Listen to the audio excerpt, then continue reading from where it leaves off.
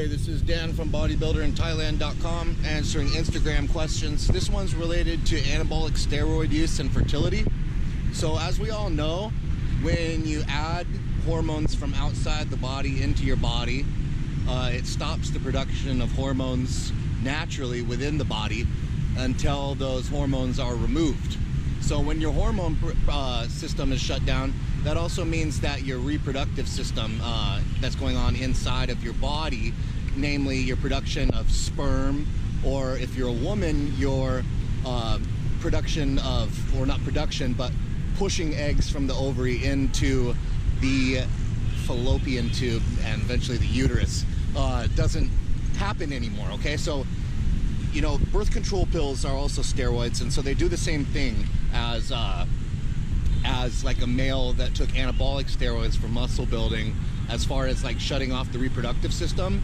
So women, when they take estrogen or progesterone, you know, their natural hormones, those are the birth control pill, the birth control shot, etc., or the implant, and those make it so that their reproductive system shuts off momentarily, okay? So males, we produce, you know, sperm, which is produced in the billions, whereas women release eggs. They have a set number of eggs that they have when they are born, and those are released, but when they, but it's only one, you know? It's only one in comparison to sperm that's being produced, you know, in the billions. So when you shoot a load, when you ejaculate, you've got like a billion sperm coming out, okay?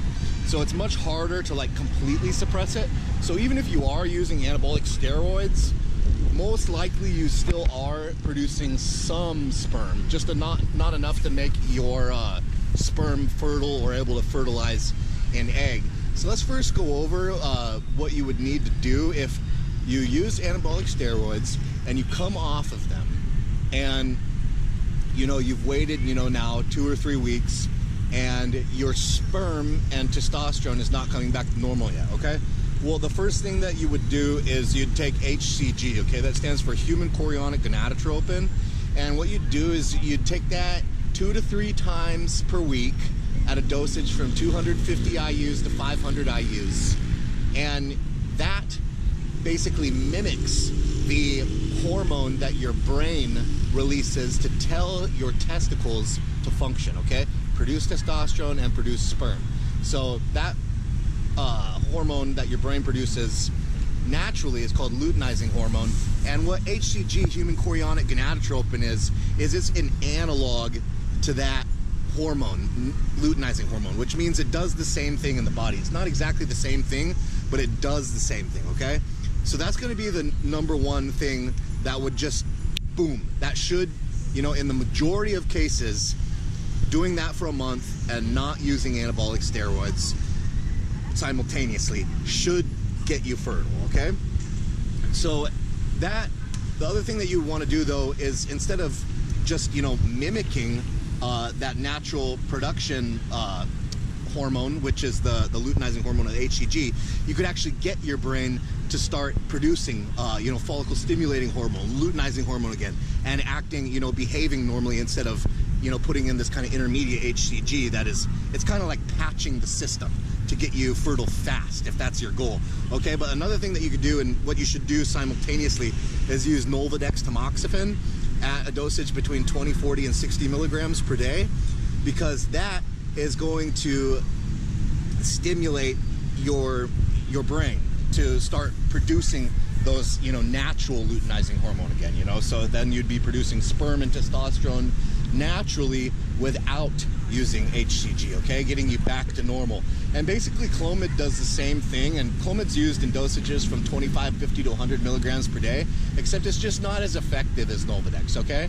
So people use clomid, and a lot of people, it works, you know, slightly different than the way that nolvadex works, but the way that people use it it's normally like together, right? So it's sort of an insurance policy. Nolvadex works better, so that would be the one that would be more important to regaining your fertility after coming off. But, you know, stacking them together, you know, including with HCG, would be, you know, the coming at you from all angles way to take care of it. So when I give those dosages, you know, I gave those wide range of dosages, 25, 50, 75, 100 milligrams per day for clomid, and nolvadex, you know, 20, 40, 60, HCG 2 to 3 times per week, 250 to 500 IUs. You know, that's quite a range of dosages. And basically what I'm telling you when I say that is, if you went to a fertility doctor, they would be working or playing within those dosages to get you fertile and to get you and your wife or your girlfriend pregnant, okay? Those would be the first line of defense chemicals that they'd be using on your body in those dosages, you know, in those dosage ranges, and to get you fertile. And, you know, depending on how infertile you were or how, you know, you were responding, that would be what would cause them to, you know, increase the dosages. So now 1/4 chemical that is, you know, if those first 3 chemicals, HCG, nolvadex, and clomid, are not having the desired effect, you know, one more that's more of a rare chemical but is one that also works that could be added in would be HMG, human menopausal gonadotropin. And so that one I'm really not familiar with, so I can't tell you enough about dosage about it. But in cases where people have not been fertile from the standard treatment of fertility treatment coming off of steroids, HMG has been beneficial and has helped them to regain their fertility, okay? So that would be another one to look into. And if you have like a up and coming, you know, studying the newest literature fertility doctor, they would probably, you know, they definitely know what human menopausal gonadotropin is, okay? So it's very similar to human chorionic gonadotropin. HCG and HMG are similar, but those 4 now, tamoxifen, that's the generic name for nolvadex, and clomid, HCG, and HMG are basically the 4 chemicals that you're going to be using to get your fertility back, or those are like the arsenal of 4 chemicals, okay? And a lot of guys, you know, that are having trouble getting their wife or their girlfriend pregnant when they want to, and they're steroid users, users of anabolic steroid hormones, they don't come off the steroids, okay? And that's the problem. And a lot of times they won't admit it. They'll say like, yeah, I'm off or whatever, but really they're on 500 milligrams of test a week. The more that you hang out around bodybuilders, the more you're gonna find out that a lot of them are not completely honest with what they're doing, what they're using. And so a lot of times, you know, guys will be using, you know, the correct stuff, nolvadex, clomid, HCG, etc., and they're like, I've been trying to get my girlfriend or my wife pregnant, you know, but it's just not working. And you're like, are you off? And, you know, are you still using steroids? And they're like, no, I'm off. But really what they mean is they're using 500 milligrams of testosterone or something. So that's not going to work. You know, that will work with some guys, but, you know, if you're having a hard time getting your partner pregnant, you know, you're sending, when you keep those outside hormones in your bloodstream, you know, the anabolic steroids that you're using, you're sending your body completely mixed messages. When you put those hormones into your body, your body is recognizing those hormones and saying, hey, I'm full on hormones. I don't need to create any more hormones. So what happens next? Your body turns off your endocrine or reproductive system because it already has enough hormones. So it doesn't need to keep on creating its own, which turns off your fertility. So if you keep on taking those, and then you are now trying to take these fertility drugs too to get you fertile, now you're sending your body one message that's saying, you know, become fertile, you know, do the natural thing and, you know, make semen or sperm and natural hormones. But at the same time, you're also adding in hormones from the outside that are specifically telling your body, do not make semen, sperm, and reproductive hormones. So, you know what? You're just going to have to bite the bullet. If you want to have a baby and, you know, you're not able to when you're on a steroid cycle, then you've got to come off. Then you've got to use, and that would be when you'd use these other fertility chemicals, and, you know, they would work. Now, there hasn't been really like long-term documented evidence of permanent endocrine shutdown from anabolic steroid use. So, you know, you should be able to get, you know, no matter what, you really should be able to, especially if you're working with a doctor, if you're not able to do it yourself. Get your fertility back and get your partner pregnant. But there is a theory that, you know, since the testicles atrophy during use of outside hormones, that if that atrophy is long-term, that the body could catabolize some of you know, those organs or those tissues, like the tubules inside that are responsible, inside the testicles, that are responsible for producing testosterone, sperm, etc. Okay, so this is a theory. This is not proven. Okay, it's a theory. So if you want to be extra careful and you are, you know, using hormones, you know, outside hormones, putting them into your body long term, then it's a good idea to do some kind of a cycling, or at least to do some kind of a cycling with fertility drugs. Okay, so women on birth control take birth control for things like, you know, maybe like 15, 20 years nonstop, okay? But the thing is that they have 4 weeks on each one of their birth control packets, okay? And one of those weeks is actually sugar pills, it's not hormones. So they are giving themselves 3 weeks on, 1 week off, okay? And that's when their body will then have that 1 week off continually. That is going to allow their normal reproductive hormones to kind of like be like coming back on and working a little bit. And that's when they get their period too, since they're like they're a little bit more biologically sensitive to coming off of hormones because of that menstrual cycle. So with you and your bodybuilding hormone use, if you don't ever come off, you know, if you're blasting and cruising, you know, I really don't think that that's the best way to do it. So for me, the way that I do it is that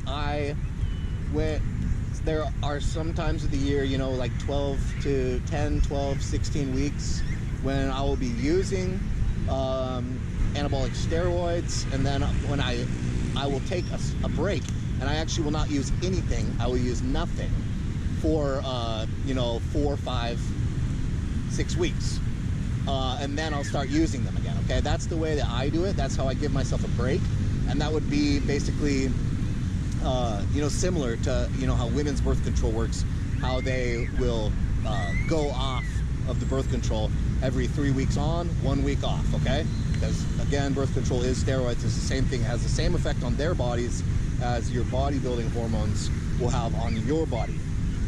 Another thing that I do to protect fertility long term, because, you know, there's some theories about, you know, long-term shutdown, and it basically from anecdotal evidence, it's like the longer you've been, you know, not fertile, the harder it is, men and women, to bring it back.